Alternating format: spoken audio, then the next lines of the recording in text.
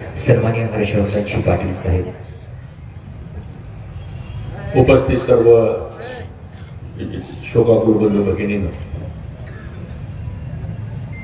दादांना श्रद्धांजली अर्पण करावी असा प्रसंग आपल्या सर्वांवर येईल असं कधी आपल्याला स्वप्नात सुद्धा वाटलं नाही. आणि आज दुर्दैवानं तो प्रसंग आपल्या सगळ्यांच्या समोर आलेला आहे.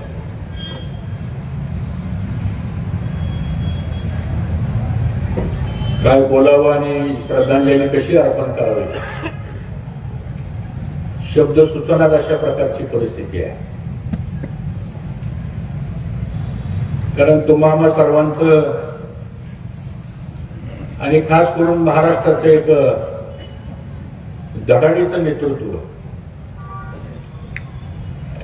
ज्यांनी लोकसभेला गेले, 8 वेळा बारामती विधानसभेचं प्रतिनिधित्व केलं, 7 वेळापेक्षा जास्त वेळा ते राज्याचे उपमुख्यमंत्री झाले आणि गेले 35 वर्ष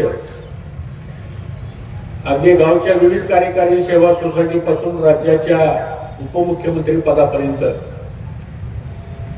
आपल्या कर्तृत्वानं, आपल्या हिमतीवर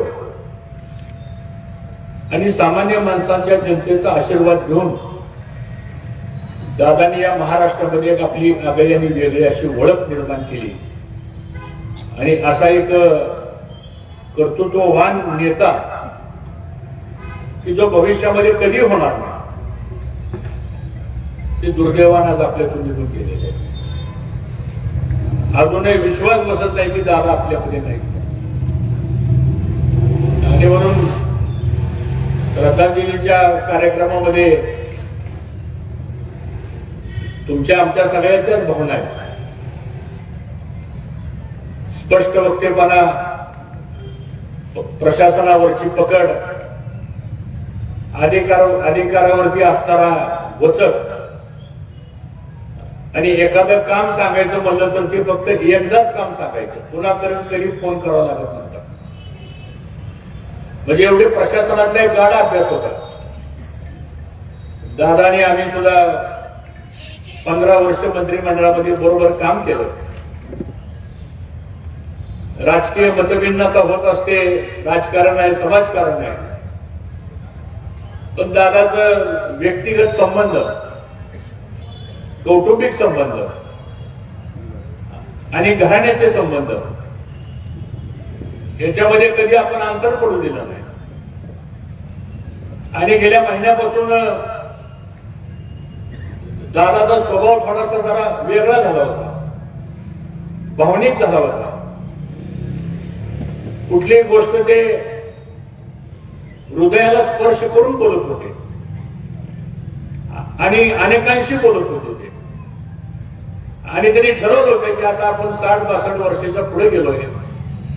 हा संघर्ष, वादविवाद, राजकारणामधली एकामेकाबद्दलची असणारी दुरावस्था ही सगळी आपण संपवू आता.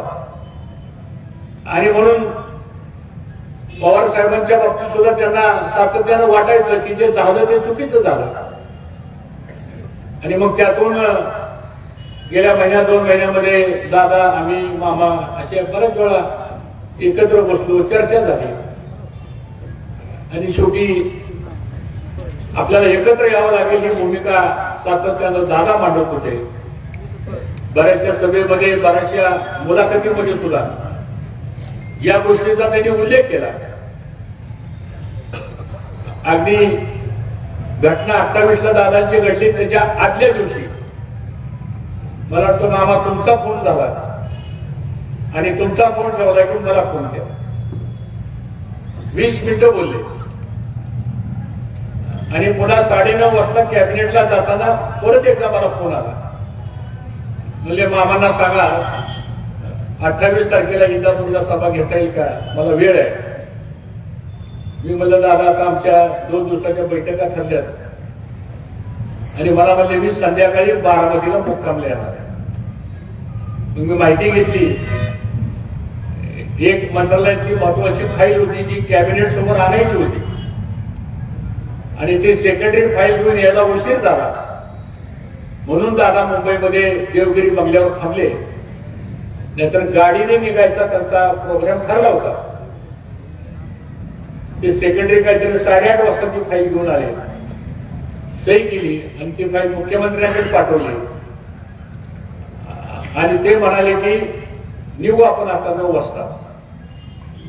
पुन्हा काहीतरी 2-3 फोन झाले आणि मग त्यांनी निर्णय बदलला, म्हणजे सकाळच्या विमानानं आपण जाऊ. काय प्रकार घडला, अंगावर शहारे येतील अशा प्रकारचा घडला.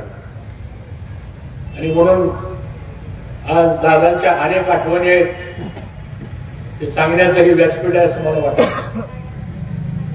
पण आता दादा गेले, सगळा महाराष्ट्र हरवला. कालचे परवाचे वर्तमानपत्र जर बघितले, इंग्लिश चॅनल जर बघितले, टाइम्स ऑफ इंडिया पासून, इंडिया टुडे पासून, एनडीटी टीव्ही पासून जर सगळे जर बारकाईने आपण आकलन केलं तर ह्या देशातल्या कानाकोपऱ्यातल्या सामान्य माणसाला, नेत्यांना सुद्धा दादा ही नेतृत्व करणारी काय व्यक्ती होती याच्याबद्दलचा खूप मोठा दुःख या संदर्भामध्ये सगळ्यांना झालं. आता पुढची परिस्थिती आपल्याला सर्वच कार्यकर्त्यांना, पदाधिकाऱ्यांना आपल्याला एकत्रितपणानं जावं लागतं. ज्या माणसानं आयुष्यभर तुम्हा आम्हा सर्वांकरता काम केलं, ज्या माणसानं आयुष्यभर या देशामध्ये एकमेव नेता आहे की तो सकाळी 6 वाजता कामाला लागायचा. एखादा मजूर कामाला यायचं म्हणलं तर तो 10 वाजता येतो आणि टायमिंग संपलं की घरी निघून जातो. पण दादांसारखा एवढ्या मोठ्या पदावर असलेला माणूस सकाळी 6 वाजल्यापासून रात्रीच्या 11 वाजेपर्यंत सातत्यानं लोकांची कामं करणं, आणि म्हणून आज त्या माणसाचे उपकार कामाच्या रूपानं, प्रेमाच्या रूपानं, मैत्रीच्या रूपानं आज तुम्हा आम्हा सर्वांच्यावर आहे. इथं अशी एकही व्यक्ती नाही की ज्याचा दादाचा परिचय नाही. आज इथं अशी एकही काम करणारा कार्यकर्ता नाही की ज्याला दादाने कुठं ना कुठं तरी मदत केलेली नाही. आता आपल्या सगळ्यांची जबाबदारी आहे की आपण सर्वांनी आता एकसंघपणानं दादांच्या, पवार कुटुंबियांच्या पाठीमागे उभा राहणं, ताकदीनं उभा राहणं. येणाऱ्या भविष्य काळामध्ये काही जरी संकट आली, काही जरी झालं तरी मामा, आप्पासाहेब, आपण सगळेजण आज इथं उपस्थित आहात. आपल्याला या सगळ्या परिस्थितीतून मार्ग काढावा लागेल, कारण तुमचा माझा किंवा कुणाचा प्रश्न नाही, पण ही सगळी बसलेली जी जनता आहे ती आज पुरकी झालेली आहे.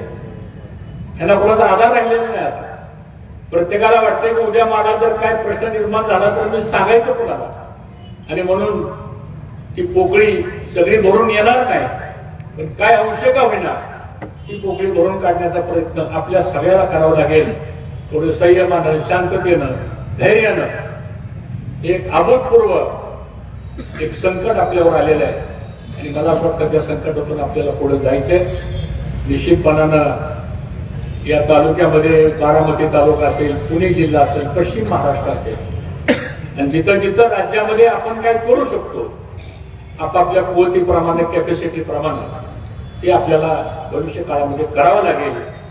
आणि आपली एकजूट आणि आपल्या सर्वांची एकत्रित ताकद आपण ठेवून येणाऱ्या पुढच्या सगळ्या राजकीय, सामाजिक ज्या लढाई होतील त्या लढाई आपण यशस्वीपणानं पार पाडू. हीच खरी श्रद्धांजली मला असं वाटतं दादांना होईल. आणि म्हणून मी माझ्या वतीनं, इंदापूर तालुक्यातल्या जनतेच्या वतीनं आणि या तालुक्यातल्या सगळ्या संस्था आणि सगळ्या कार्यकर्त्यांच्या वतीने आणि आमच्या कुटुंबियांच्या वतीने सुद्धा या ठिकाणी मी भावपूर्ण श्रद्धांजली अर्पण करतो. धन्यवाद. पाहूया